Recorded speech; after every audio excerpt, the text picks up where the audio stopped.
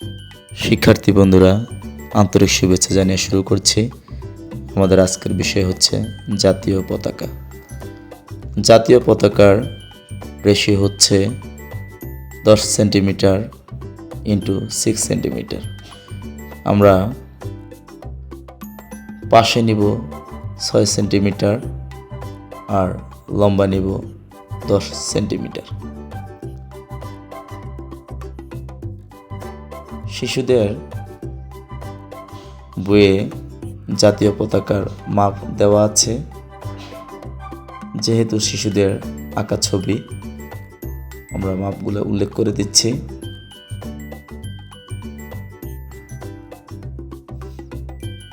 শিক্ষার্থী বন্ধুরা, জাতীয় পতাকা আমাদের জীবনের গুরুত্বপূর্ণ একটি বিষয়। স্বাধীনতা দিবসের উপলক্ষে বিভিন্ন শিক্ষা প্রতিষ্ঠানে জাতীয় পতাকা আঁকার প্রতিযোগিতা হয়। তারই প্রেক্ষিতে সহজে ছোট ছোট কোমলমতি শিক্ষার্থীরা যাতে আঁকতে পারে সেভাবে একটি জাতীয় পতাকা এঁকে দেওয়া হচ্ছে। আশা করি তোমরা খুব সহজেই ধরতে পারবে। আমি মাপগুলো দেখে দিচ্ছি।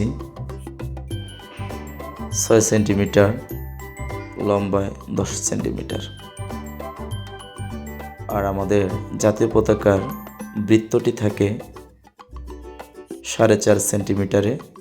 আমরা 4.5 সেন্টিমিটার নিখুঁতভাবে আঁকার জন্যে 9 সেন্টিমিটারে একটি ডট দিয়ে নিচ্ছি। তারপরে আড়াআড়ি স্কেল রেখে দাগ দিলে মিডল অংশটি পাওয়া যাবে। তাহলে আমাদের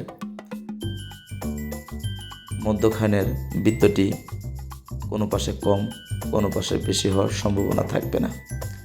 শিক্ষার্থী, পতাকার বিচার কার্য করবার জন্যে আমরা স্থির পতাকায় মাপগুলো দেখে থাকি। আর উড়ন্ত পতাকার ক্ষেত্রে আমরা এই মাপগুলোকে দেখি না, সেখানে আমরা দেখি কী করে উপস্থাপন করা হয়েছে সেই বিষয়গুলো। আমরা একটি পতাকা স্ট্যান্ড দিয়ে নিচ্ছি। শিক্ষার্থী বন্ধুরা, আমাদের জাতীয় পর্যায়ের প্রতিযোগিতাগুলো 1 ঘন্টা সময় হয়ে থাকে। আর ক্লাস 1-2 বাচ্চাদের জন্যই মূলত এই জাতীয় পতাকা আঁকার বিষয়টি থাকে। সেক্ষেত্রে তোমরা খুব সুন্দরভাবে পতাকাটি এঁকে সম্পূর্ণ করবে। তারপরে তোমার হাতে যদি পর্যাপ্ত সময় থাকে তাহলে তুমি বিভিন্ন দৃশ্য সংযুক্ত করতে পারো। আজকে আমি পতাকা স্ট্যান্ড, আকাশ এবং একটি মাঠ দেখাবো। আশা করি শিক্ষার্থী বন্ধুরা তোমরা খুব সহজেই বুঝতে পারবে। রং করার ক্ষেত্রে ম্যাক্সিমাম শিক্ষার্থী যে ভুলটি করে থাকে সেটা হলো, আমরা দেখি শিক্ষার্থীদেরকে শুধু সবুজ রং ব্যবহার করতে, কিন্তু আমাদের জাতীয় পতাকার রং গাঢ় সবুজ। শিক্ষার্থী বন্ধুরা, তোমরা বিভিন্ন কম্পিটিশনে অংশগ্রহণ করতে গেলে এই বিষয়টি অবশ্যই তোমাদের মনে রাখতে হবে। তোমার থেকে যার ছবিটি ভালো হবে সেই কিন্তু প্রাইজ পাবে। তো সেক্ষেত্রে তোমার সঠিকভাবে সকল কিছু সম্পন্ন করতে হবে যাতে করে তুমি পুরস্কার পেতে পারো।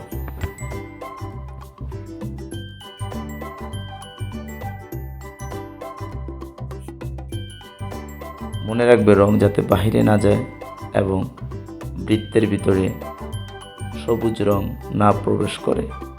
শিক্ষার্থী বন্ধুরা, সবুজ রঙের উপরে যদি রেড কালার পড়ে তাহলে সে অংশটি ধূসর বা কালো দেখাবে।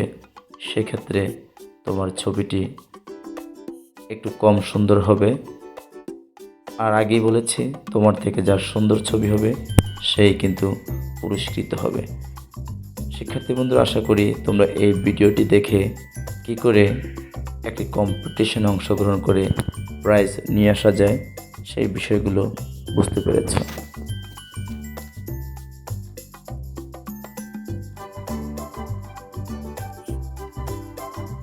বিভিন্ন প্রতিযোগিতার এবং প্রয়োজনীয়